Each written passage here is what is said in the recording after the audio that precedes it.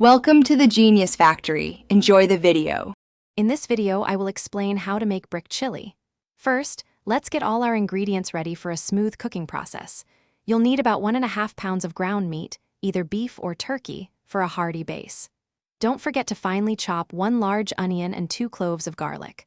Also, measure out 2 tablespoons of chili powder and 1 teaspoon of cumin for that classic chili flavor. Finally, have 1 15-ounce can of diced tomatoes and 1 can of kidney beans on hand. Now, let's get cooking.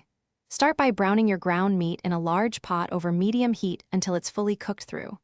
Once it's nicely browned, make sure to drain any excess fat to keep your chili from being too greasy. Next, add your finely chopped onion and garlic to the pot with the meat.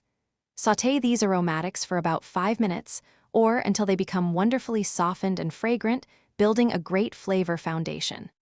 With your meat and aromatics ready, it's time to bring everything together. Stir in the 2 tablespoons of chili powder and 1 teaspoon of cumin, along with the 15-ounce can of diced tomatoes.